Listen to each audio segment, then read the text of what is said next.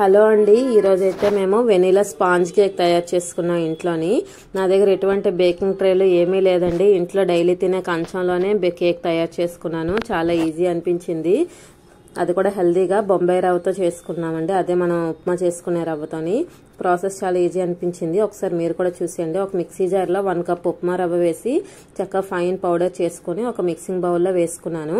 తర్వాత అదే మిక్సీ జార్లో 3/4 cup sugar, 3/4 cup milk, 1/2 cup పెరుగు, 1/3 కప్ మెల్టెడ్ బటర్ కానీ ఆయిల్ కానీ, 1/2 టీ స్పూన్ వెనీలా ఎసెన్స్ వేసుకొని దీనంతటిని క్రీమీ టెక్స్చర్ వచ్చేలా బ్లెండ్ చేసుకున్నానండి. వెనీలా ఎసెన్స్ ఉంటే బాగుంటుంది, లేదంటే ఇలాచీ పౌడర్ అయినా వేయండి, బాగుంటుంది.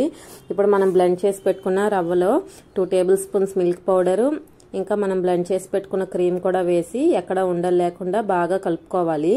దీన్ని 15 మినిట్స్ పాటు పక్కన పెట్టి ఉంచుకుంటే ఈ ఫ్లేవర్స్ అన్ని అబ్జర్వ్ అయ్యి కేక్ బాగుంటుంది.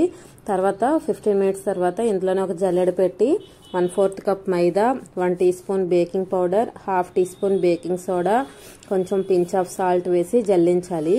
ఈ మిక్చర్ మొత్తాన్ని మనం కట్ అండ్ ఫోల్డ్ మెథడ్లోని స్పాచులాతో కానీ లేకపోతే విస్కర్తో కానీ కలుపుకోవాలి. ఒకవేళ మరీ గట్టిగా అనిపిస్తే కొంచెం మిల్క్ వేసుకోవచ్చు. 2 to 3 టేబుల్ స్పూన్స్ అంతేని. కేక్ ఎప్పుడు మనం మెజర్మెంట్స్ కరెక్ట్గా ఉంటే కేక్ పర్ఫెక్ట్గా వస్తుందండి. ఇది బాగా మిక్స్ చేసుకున్న తర్వాత మనం ఇందులో డ్రై ఫ్రూట్స్ కానీ టూటీ ఫ్రూటీ కానీ కలుపుకోవచ్చు. వీటిని డైరెక్ట్గా వేసేస్తే అడుగుకి వెళ్ళిపోతాయి, మధ్య మధ్యలో తగలవు. అందుకు కొంచెం మైదా పిండి వేసి కలుపుకొని మనం పెట్టుకున్న బ్యాటర్లో మిక్స్ చేసుకోవాలి. ఇప్పుడు బేకింగ్ చేయడానికి నా దగ్గర ట్రే ఏం లేదు కాబట్టి కంచంలో ఆయిల్ స్ప్రెడ్ చేసుకొని దాంట్లో మైదా పిండి వేసుకొని స్ప్రెడ్ చేసుకున్నాను.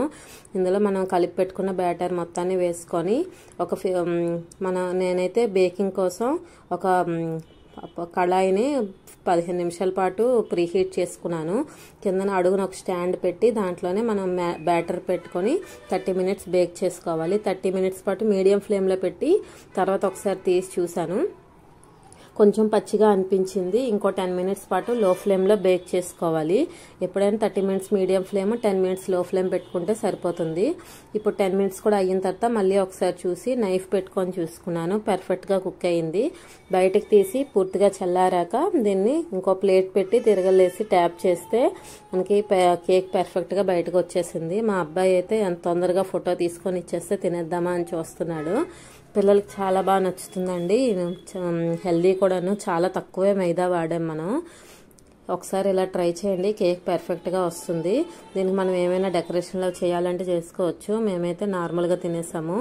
1 గంటలోనే అయిపోయి నెక్స్ట్ డే వరకు ఉంచడానికి కూడా కుదరలేదు అసలు. మెజర్మెంట్స్ అన్ని కరెక్ట్గా చూసుకొని కేక్ చేస్తే పర్ఫెక్ట్గా, ఫస్ట్ టైం చేసినా కూడా పర్ఫెక్ట్గా వస్తుంది. వీడియో నచ్చితే లైక్ చేయండి, సబ్స్క్రైబ్ చేయండి. Thank you.